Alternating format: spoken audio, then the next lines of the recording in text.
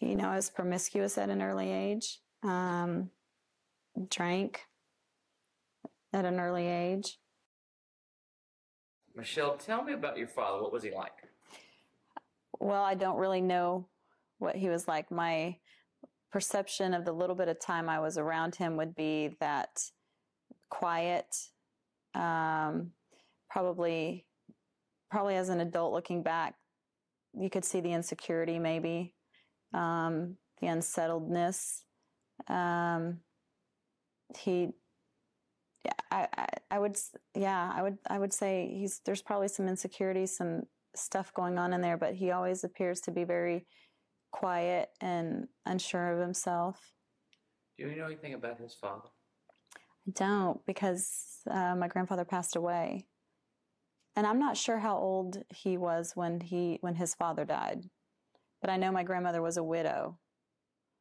And there's 4 boys. So I'm not sure when that happened, but yeah, my grandfather passed away. What's the one word you would use to describe your father? Absent. Just absent. Are there any good things you learned from your dad? Good things I learned from my dad. I was thinking about that, and I can't. I don't know that I have an answer. A good thing that I learned from him would be, to not abandon my own child. Okay. So I guess along those same lines, what are the bad things you learned? The bad things I learned. Looking back and understanding what you just said. There are a lot of, struggling in relationships. I guess always looking to, to other men or boyfriends or whatever to fulfill that loss of not ever having that, feeling that need to be loved and not understanding that I'm already loved and I am worthy, and I am a valuable person, whether he's around or not. So growing up without that father,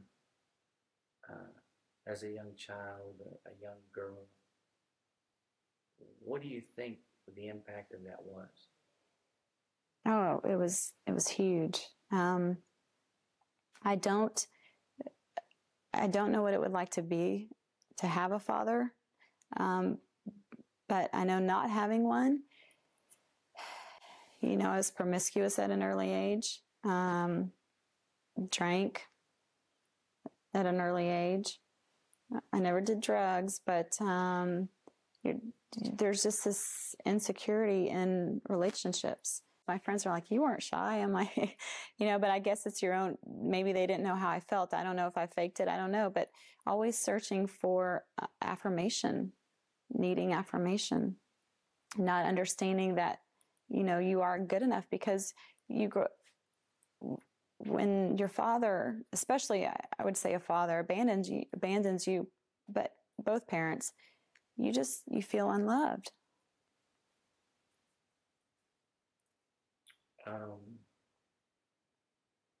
What do you wish your dad would have told you but never did?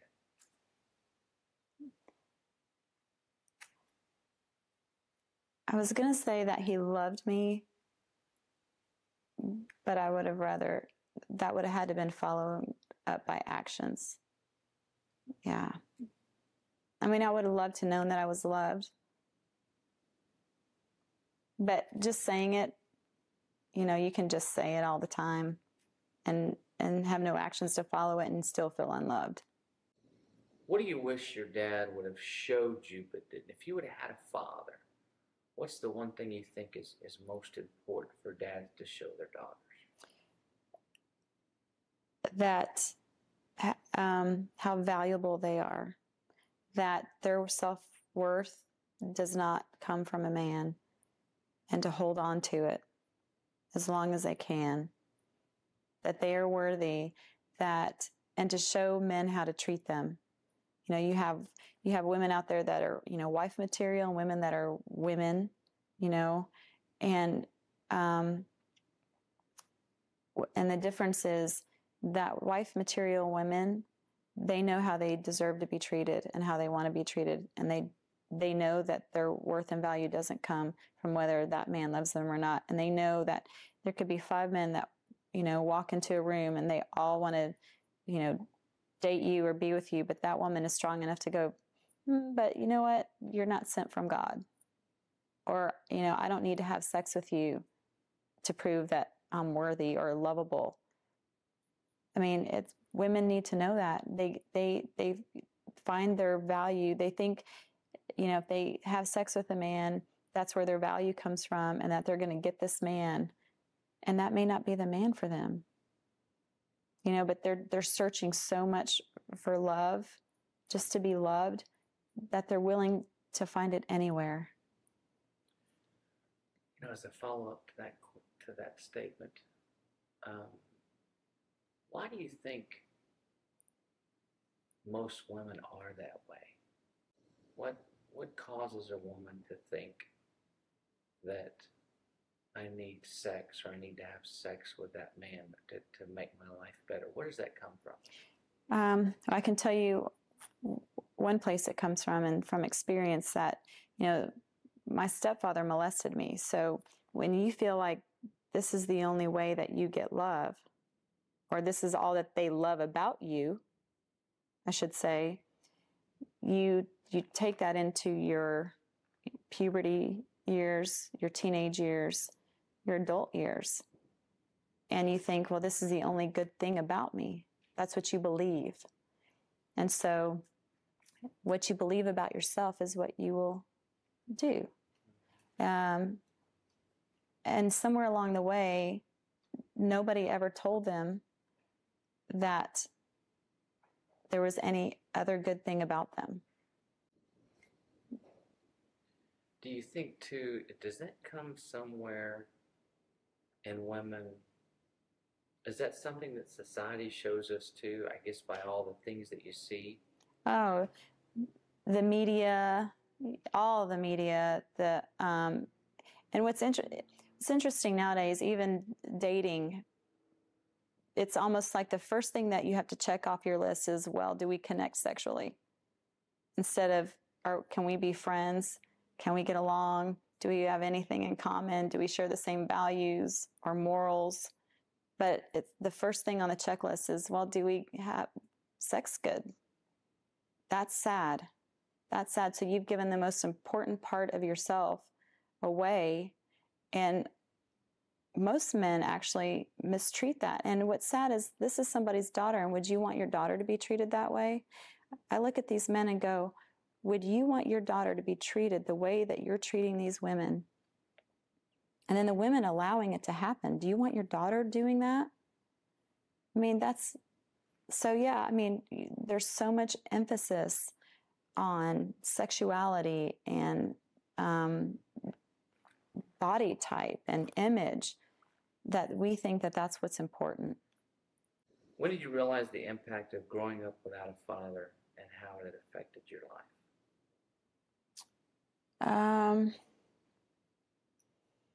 Wow. I'm gonna take a minute to think about that. That's a good question. I don't know when I really realized the impact of it.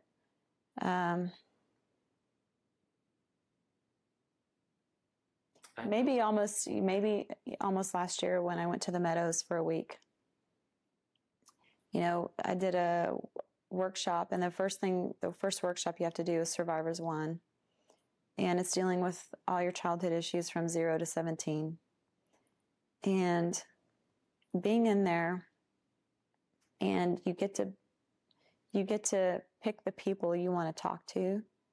So, whoever hurt you, whoever abandoned you, or whoever you want to talk to, so picking my dad, and you actually go through the motions. They're invisible, but the counselor opens the door and lets them come in, invites them, talks to them by name, and you can say, where do you want them to sit here, or would you like them to stand at the back of the room, or this whole role modeling, and you get to speak to them and write them letters and say, the things that you want to say to them. And it was interesting because my ex-husband always said that because I grew up without a father, I didn't know how to treat a man. And I didn't fully agree with that because I am very loyal and faithful, and I am respectful, which I know that men need. But there becomes a point where when you're not getting your needs met, or you're having to play both roles, the dynamic becomes messed up. So it can seem as if you don't respect or you don't know how to treat a man. But I think it was probably just a year ago that I realized the impact of looking back, of having to go back to 0 to 17, the impact of not having what that did. You're somewhat aware of it grow through your life, but really understanding the impact that it had. Even dating now, I don't really date a lot, and God gifted me with discernment, so I can automatically tell a lot of things, and it's not a judgment, but it's just a discernment, a sense of whatever. But finally learning to stand up for myself and saying, you know what, I am worthy, and I don't need you, and I don't need your worldly views to make me feel important. I want to be treated like a lady, and I want respect and honor, and I deserve it, and voicing it and asking for it up front, as opposed to being thankful that they like me. So really going through that last year and now, and understanding that and going, wow, I feel so empowered standing up for myself, actually asking for what I want and not settling for anything less. And knowing that if that person can't give me that, then that's not the person for me. And God will order my steps, and He will bring the right person, and not automatically thinking that, wow, this person must be my soulmate. I mean, we get along great, we have a great time, sex is good, everything seems okay, and it's not really, because that's not what it's based on. So I think with the last year is when I had really come to the realization. In high school, I drank. I mean, we lived to drink. I grew up in a small town, and all the guys had cool cars. I mean, even the girls did, but I mean, the guys did for sure. So, we all partied, and, I would bong a beer and shotgun a beer. And so my thing were like wine coolers and beer. I didn't really drink hard liquor. I didn't have a taste for it, but drank a lot. My aunt and I snuck out of the house a lot. We snuck the car out a lot. So living with my paternal grandmother, she was drunk. She was an alcoholic, but we had really strict rules. We could only watch certain TV shows and sit 10 feet back from the TV. And we were in church 3 times a week. We didn't go out to eat. She always made meals. I mean, but that was the house. But we had an uncle that lived in the house. I had 2 uncles that lived in the house, one on one side, and one had one side of the garage turned into his room, and he was always high. And we would literally sneak that car out of the garage with him right next. I'm like, is anyone aware? Are you just so high and stoned and so drunk and past? I mean, it was crazy. But, I guess that was my way of feeling secure, because when I drank, I was a blast. I had a great time, and I got along, just life was fun, and you didn't really have to focus on anything else going on. You could pretend almost. And dating, and so when guys would come along that were interested in me, I was flattered.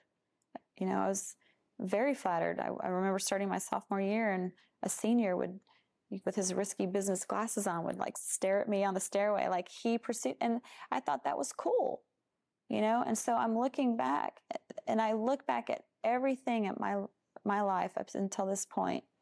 And I think that I made good decisions and that God brought me this person and whatever. But I look back and I think everything was the same. How did I meet this person? How did I meet this person? You know, how did I meet my friends? You know, what's going, it's all the same pattern.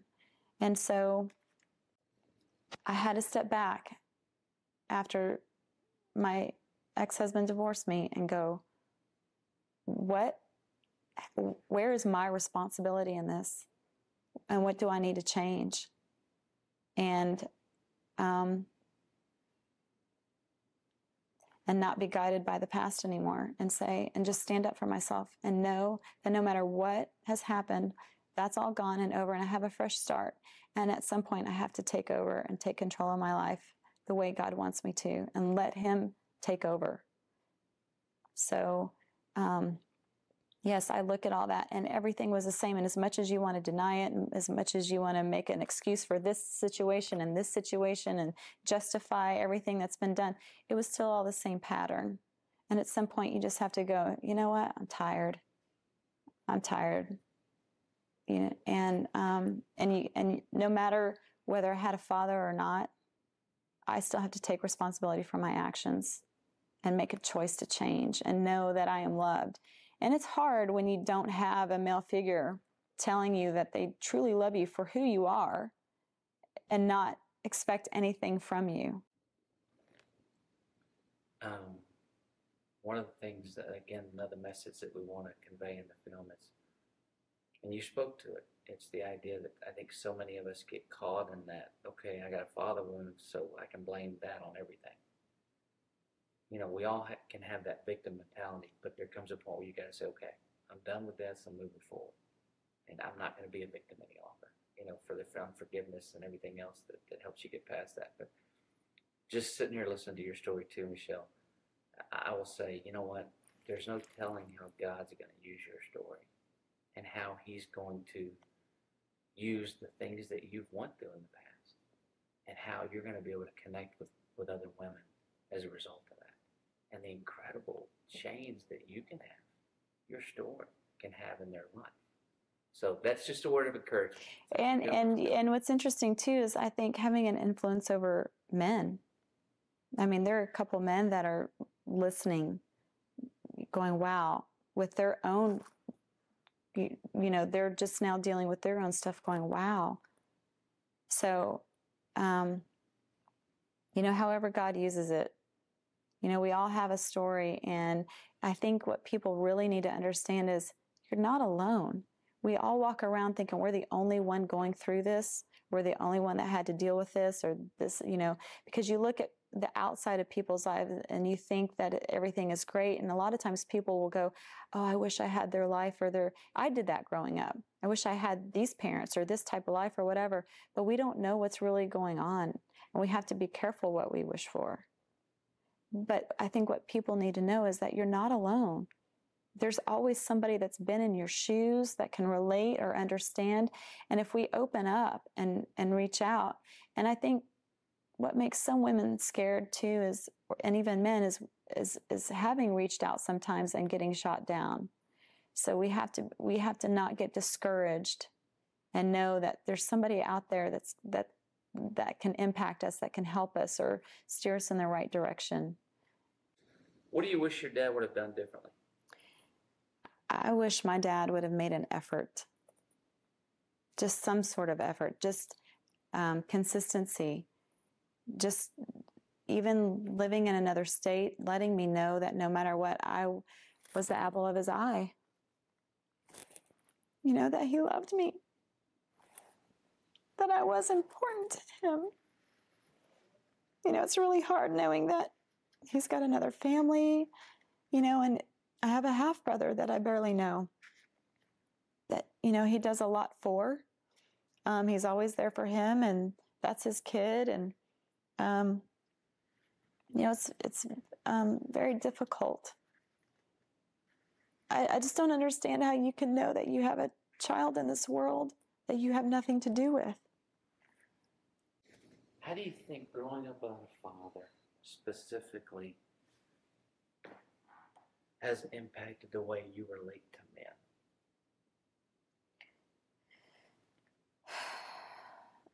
Well, I think initially part of you doesn't trust them. I think that's the first thing. I think you don't trust them. And so it goes back to you trying to do everything you think you should do to keep them.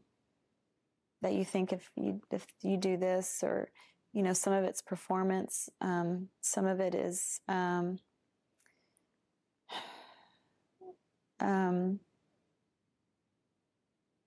not being yourself, even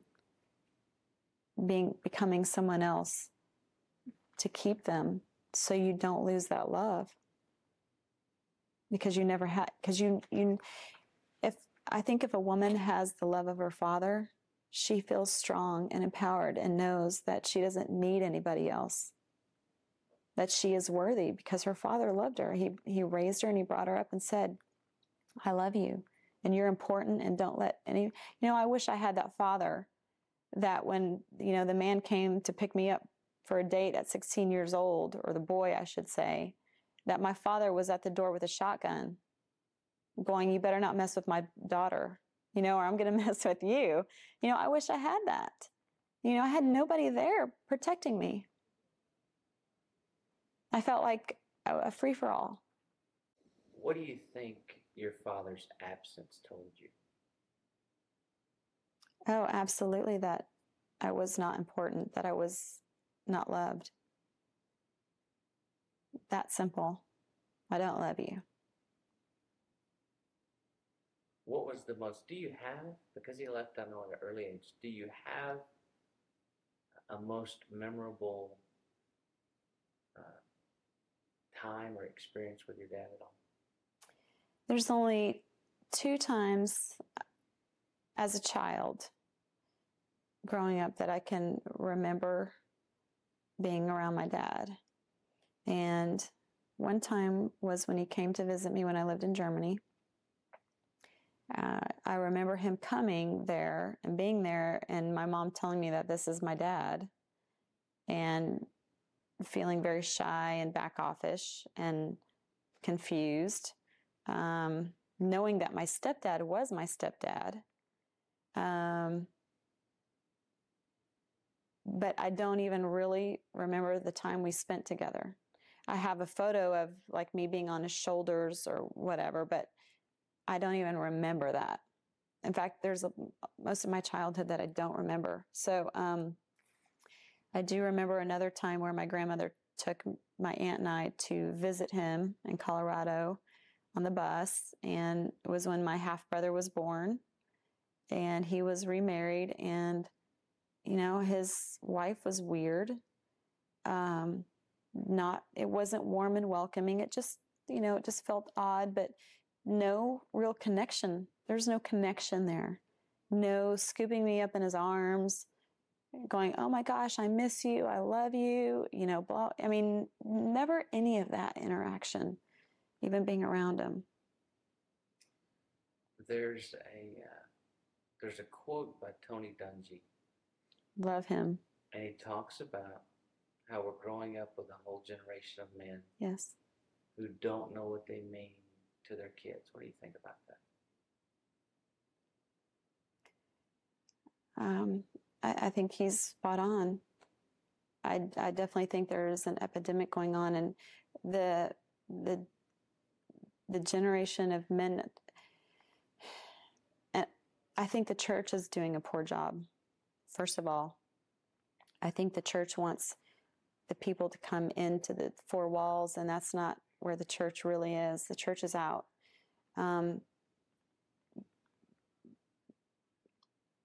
I just think it's sad because it keeps following generations, and who gets to break that generational curse? I mean, who gets to help these people at some point? Someone stand up and say, you know, this is a problem.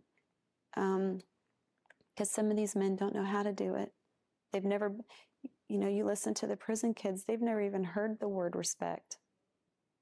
And then what they've been taught about it is something completely different than what it is. It's more demanding it and not knowing how to give it. Tony is right on. And I don't know how. There's got to be something. This movie is going to help. Something has to be done to help these men, these boys. And it starts with the boys. So I love all the men out there, just have to say, that are focusing on the children and mentoring the children, because that's where it starts. If you could say one thing to your father right now, what would it be? I've often thought about that, because even after I came out of the Meadows, I thought I was going to tell him what he did, and let him know the impact, what happened to me from him not being there. I went back and forth with it. Should I say something? Should I not? Would it even matter? Would he even care? So I think the thing that I would tell him, though, is that I forgive him. That's really the only thing that I could say to him, is that I forgive you. What advice would you give the men out there right now that are fathers? That are fathers? I would tell them to be present in their kids' presence, to be intentional. But aside from that whatever struggles they have going on, they need to get help first. Love is unconditional, and it's not selfish.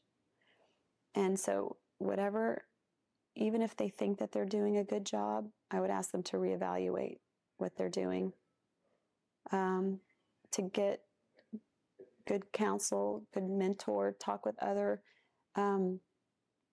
fathers that have a good relationship with their kid, whether you have a good one or not. I definitely ask men that think that they do to reevaluate what's going on, but they need to be purposeful. To be purposeful, to take God says put God first, and then your marriage, and then your kids. But sometimes our kids have to come first before our selfish needs, meaning that, especially if you're a single father and you get your kids every other weekend, be intentional with that weekend. Be there, show up, do what you say you're going to do, be consistent, showing them that you love them is being there. That's the way they understand it. It's not just I love you at the end of the phone call. And it's not, I'm going to take you to a movie and then not taking them. You can't do that to a kid. You have to do what you say you're going to do. So be there, for fathers that are in the home, that are married. Show them how much you love your wife. Teach them how to be a good husband and being a good father. And if you think you're being a good father, just reevaluate it and step back and go, am I? And take a look at yourself and deal with whatever junk you have going on, and go get help and do what you need to do to raise those kids right.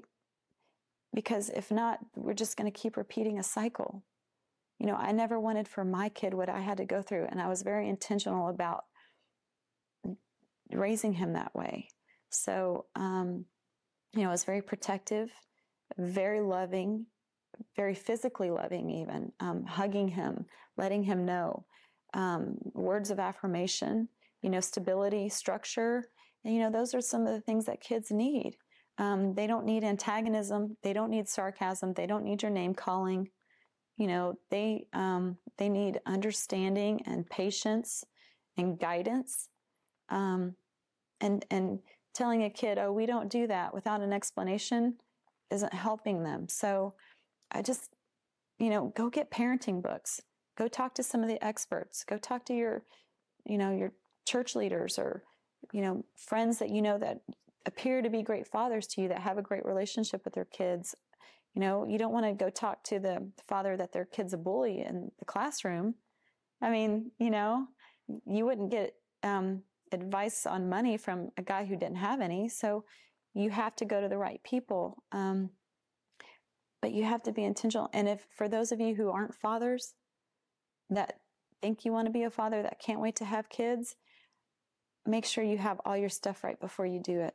It's a big responsibility. You're dealing with another human being. I don't think people really realize what they have or what having a kid means. What do you think is the best thing a father can do for a child?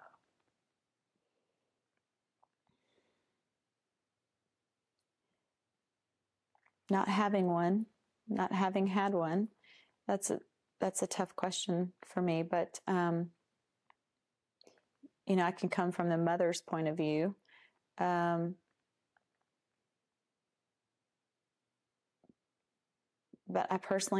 I would say being there. Okay. What's the worst thing?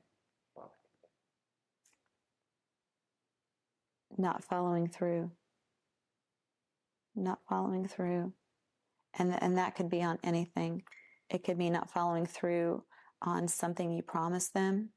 It could be not following through on raising them up in the way that they should go. It could mean not following them through with showing them that you love them. So not following through as the responsibility you have as a father. So, you know, but for me, I would say abandonment, but there's so much more, because you can still be present in there and still not be doing your job. If you had a friend who was going to be a father for the first time, what advice would you give him? Knowing myself, I probably wouldn't give advice at first. I would probably ask him some questions. I would ask him what his thoughts are on parenting. You know, has he thought about it? And, you know, what does he think a father is? I would spur conversation that way first, because I want them to think about, I would want to hear his answers and where he's at before I would say anything to him. So I would know what to say to him. But it's important that and by asking them questions, it makes them think about it and where they're at and what they have in mind. Because a lot of times, you know, you just get lame on the surface answers. And so, but I would tell him that he needs to think about the responsibility and what it actually means to be a father, and take a look at his own life, and look at the good and bad, and then, you know, do the opposite of the bad and keep the good. You know, as far as men or families leaving the church and then going back home thinking that they're parenting correctly, you know, just because they did the checklist. Now, we went to church, this is what we're supposed to do. And then you come home and you're yelling at your kids and you're yelling at your wife, or, you know, you lose your patience or temper. Those are things that are not acceptable. And what makes a good parent is that when a parent yells or loses his patience and then says, you know what, I am sorry I did that. That had nothing to do with you. That was all me, and I apologize. Can you forgive me? That's the kind of stuff the examples that kids need to see. They need to know that they're loved unconditionally, that their love is not based on performance, that, wow, you know, my dad loves me as long as I make straight A's, you know? And so that's what they feel like they have to do. So they're always striving for performance. And I see that so much. But they need to know that, you know what, I love you no matter what, no matter whether you make an A or an F. But, you know, there's going to be consequences, you know, good and bad consequences to good and bad actions. And so just that consistency of knowing, well, you know what, they need to understand that if you're asking them to make an A, it's coming from a place of only for their best and not for your love. And but church, you know what, men need to step up and start being the spiritual leaders in their household. I feel like today that women are playing both roles, and we were not designed to do that. You know, the men were designed to be the providers and the spiritual leaders of the household. And that's their job and their responsibility, and raise their children up in the way that they should go. And they're not doing that. There's a lack of that. And it really is an epidemic. And women, you know, women are exhausted, and we can't do both roles. And then we're becoming bad parents also, because we can't fulfill both roles. We can do our best. And I think there are a lot of women out there, especially in single parent homes, that do a great job, and we're forced to do it. But, you know, especially for the men that are married with families that are in the home, they need to step up and become the spiritual leader. And I would say, no matter what's going on with them, whatever stuff they're dealing with, they need to deal with their stuff and take responsibility of their family. And for the men that are not in the home, you're a single dad, you're still the dad. You're still their father. Nothing changes because you're not living as a family unit. And so you still need to be the spiritual leader for that child, and you still need to be their father, and you need to show up and be present and do what you say and love that child and let them know that it doesn't matter what's happened, and admit that you've made a mistake. It's okay for us to admit that we make mistakes. That's what our kids need to hear. You know what? I made a mistake, and I'm working through it, and I'm doing the best that I can, but I still love you, and it's not your fault. And I'm sorry if any of this is burdening you, or you're taking any of this on, or I'm not there for you. You know, just simple things like that. It makes such a difference to a child. Watch the Father Effect movie for free on YouTube.